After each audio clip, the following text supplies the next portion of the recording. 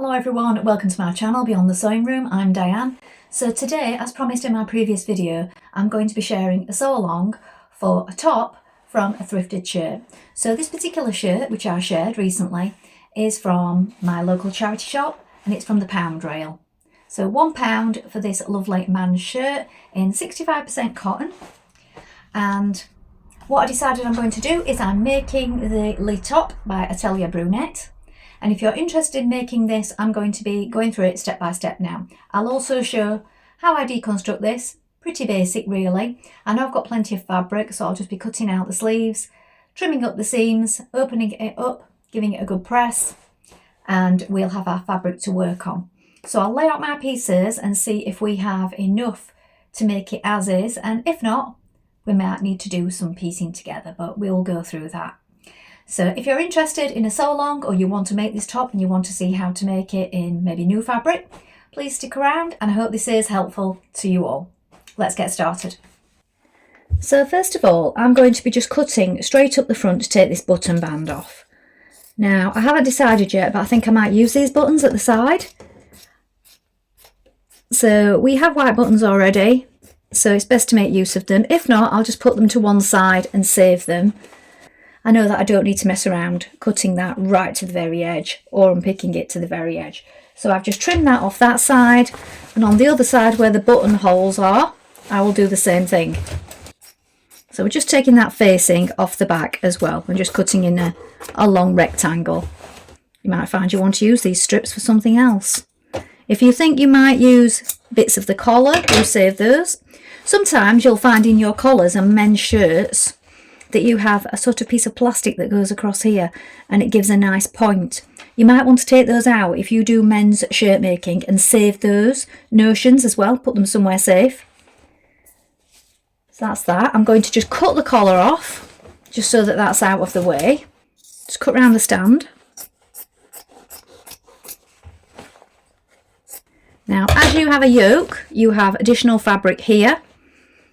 So if you take these labels off, that's another piece of fabric to use right there at the back. Do the same on the other side and then cut around your sleeves. So when you've cut up your sleeve seam, this is all the fabric that you have in one sleeve. So you're going to give that a press now. You have got the placket area at the bottom, but all of this top is a good size piece to work with. Even if you don't use it on this particular top, you might use it on something else, but it probably will be used for bindings or facings. So cut both sleeves in this same way, open them up and press them out flat. So we have this large expanse of back and two yokes. Then we have the two front pieces like this and two sleeves this size. So a fair amount of fabric for a little top. So with this particular top look, we have a seam down the centre front and centre back anyway. One thing I am going to change, I'm not doing a zip at the top of mine. I find it unnecessary. I'm going to do a loop and button. And buttons, we have plenty of those with this shirt. So I'm just going to do a vent with a loop and button at the back and then buttons at the side. Now, as you can see, it goes out a little bit. So will it be wide enough? Well, we'll find out in a minute when we lay our pieces on. So if it's not wide enough, we've plenty of fabric, we'll just add it creatively, a little panel just here where it goes out, but we'll have a look at that now when we lay our pattern pieces on. It's quite simple, so you just have the pieces for the front and back and then the facing pieces. Now I've placed this piece on, this is the back, and I've placed this on the back because the back is the bigger piece of the two pattern pieces. So the front is a little narrower look, the back is wider, and our back piece of our shirt is wider. So I've placed it on just here, look, and it's just going to do it. I mean, if I was doing the ties version, it would do it easily because I would be cutting on this line. I've had to cut on the wider line because we need an overlap because I'm doing the button up at the sides version. You might want to do the ties.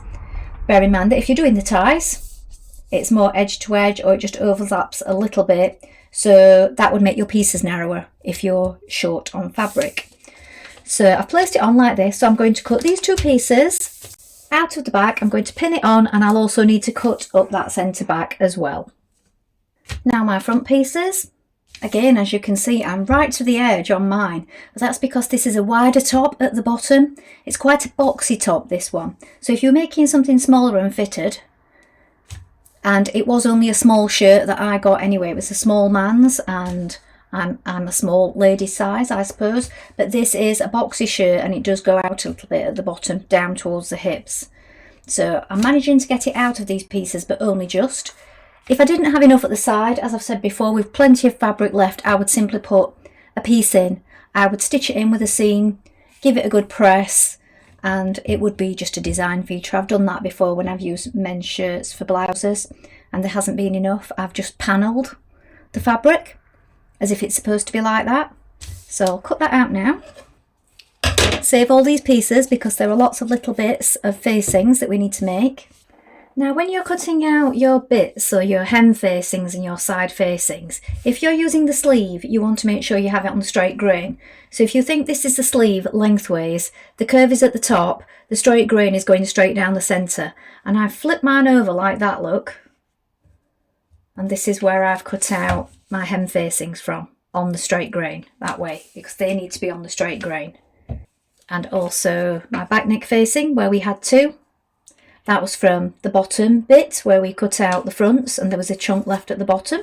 And now I need the other sleeve because I have the side facings to do and also the centre back facing. So that's these pieces that are left. We don't need the ties because we're not doing the ties on this one. Well, you may be. But if you're doing, but whichever view you're doing, you will need the front neck facing cut on the fold. So you'll need to have the grain line going this way and this placed on the fold. So obviously we can't get it out of this piece because there's not enough. We'll need to go onto the other sleeve. And do bear in mind that with this one we had the yoke pieces left as well, so we've got some fabric there. Now once you've cut all these pieces out of your shirt leftovers, you'll probably find you haven't got enough on the cross grain to make this finishing tape. So this is basically just bias tape, so you can buy this cheaply enough, or you could use some other fabric that you have. So you need to cut two pieces of this, and it needs to be on the cross grain, so that means it needs to be on the diagonal. So you need to turn it over at a corner and cut two of these this width. But it's easier if you just use bias tape that you can buy. So I've got this white one here. I'm going to use this on mine because I already have it and I've just measured it and I've got enough, two lengths easily out of that piece that I've got left. But I have got others, look, in prints that I've made before, just out of fabric. So it's easy enough to do. You just need to make sure it's on the diagonal when it's cut, it's accurate, and you give it a press. So all of these pieces right here, these facing pieces for the neck, the sides and the bottom, all need to be interfaced as well. So you need to get your interfacing and you need to cut either two or one piece depending on which piece you're working on. Now first of all, to make your top, you're going to sew in the darts. So we have marks on the side here, look, two marks, and then where my pin head is, this is where we're working towards. So we're working towards a V. We're stitching from the side, bring those edges together, look. I'm going to come off at a gradual V, so don't back tack at that point, just run straight off the end and then we're going to knot the thread down towards the point. Once you've done that, press the dart down flat. Repeat this on both sides.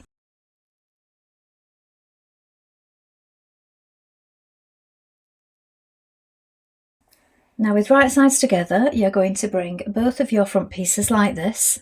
We're going to stitch this with a 1 centimetre seam.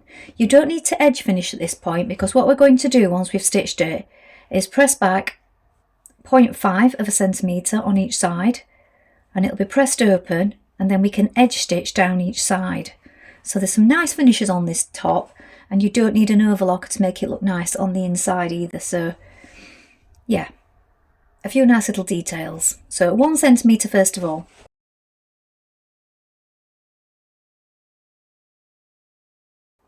So this is what it'll look like on the inside once you've pressed it. So you've pressed it flat, but you've pressed these side bits back 5mm, look. And then we're going to edge stitch down each side.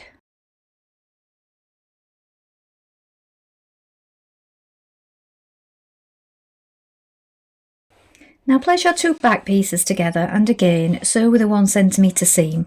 I've left an area at the top for a vent, left about 12 centimetres.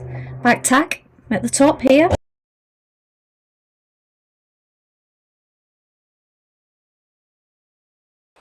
Now on the back seam I've just pressed it open and flat because we are going to be adding in that facing there. Now we're going to sew the back to the front with a French seam. So you want wrong sides facing to start with. So the wrong side of my front, the wrong side of my back. I'm going to bring the shoulders together like this. I'm going to stitch them with a 5mm seam first of all. So we're on the outside of the fabric, look, to begin with. You might want to make your stitch a little smaller.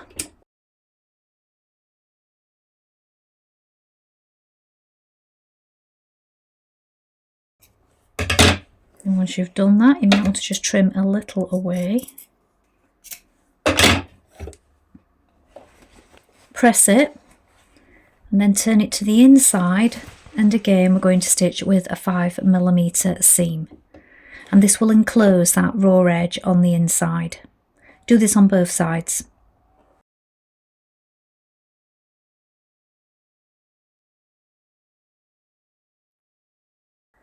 Now lay out your facing pieces like this. So we have the front neck facing, the back neck facings, and the two centre back facings.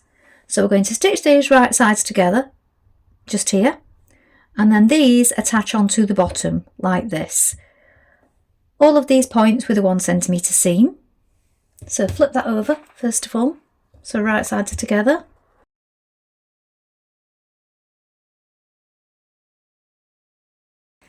Now press back the seam allowance all the way around the outer edge of your facing like this. And now we're going to pin it to our neckline. So with right sides facing, I've pinned the neckline all the way around the top, look, right sides together. I've pinned it to the top but not down the sides just yet. I've also pinned the two centre back facings together like this. I'm going to stitch them part the way up, not all the way up, just to there, and leave a gap. And then I'm going to stitch it down the sides of that vent again, part the way down but leave a little gap, because then we're going to flip that to the inside and we'll sort the little gap that remains there out after.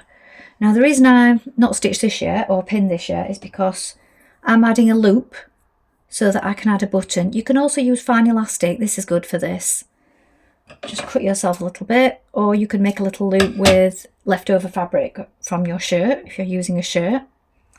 I'm going to pop that in so that it's facing that way. So if you take that pin out, I've made a mark. Well, this is my seam allowance. Pop it in just there. And make sure you sew over that bit of ribbon or loop a number of times, just to make sure it's really secure.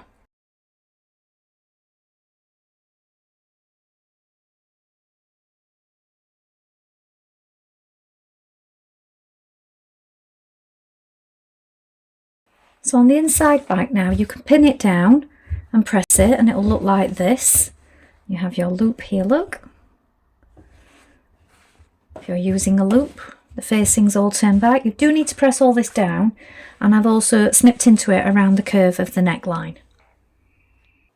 Now understitch around the neckline in areas where you can reach, so you won't be able to get right into the corners, but where you can, do this. So you press the seam towards the facing and stitch on the inside a couple of millimetres away from the seam.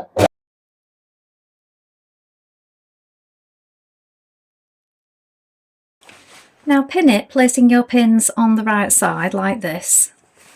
And we're going to edge stitch all the way around the neck. We're going to do this from the top, so you can feel it through it, and your pins will stop your pressed under bit from flipping out. So we're just going to stitch here a little bit on an angle and then all around the curve. We're going to be stitching that part down the back in a moment, but for now we're just going around the neck.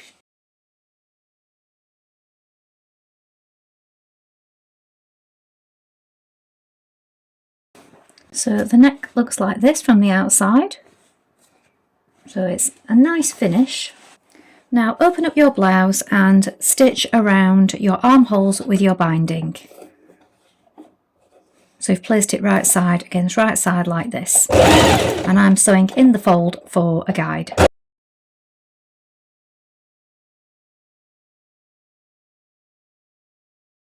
Understitch onto the side of the tape.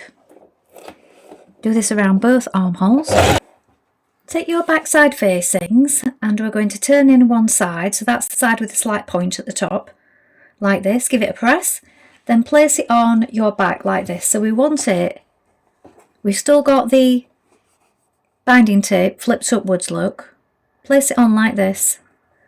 We're going to stitch along here and then down to join it. So we're going along the top first of all, that's why the binding is flipped upwards. Then when it flips to the back, this will give a nice edge.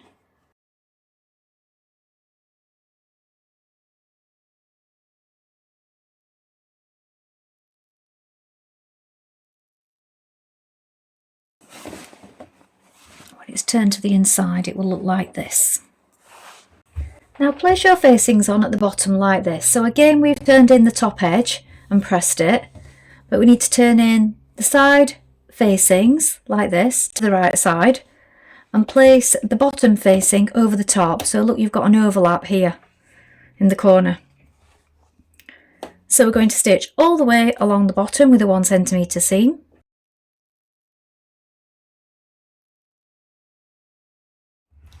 Now pin this bottom hem facing to the centre back facings just here. You don't need to stitch it to it because we are going to be top stitching along there. So we're going to top stitch down each side of the back facing and then all the way around. So around the side facings, around the armhole here where the binding is turned back, along the bottom and up the other side. So I'm doing the back facings first of all.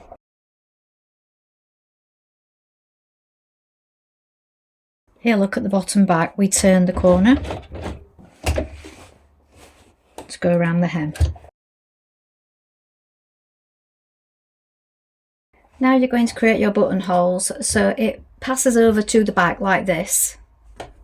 So it overlaps that way. So your buttonholes are going to need to be in the front and then your buttons will go to the back so that it fastens like this.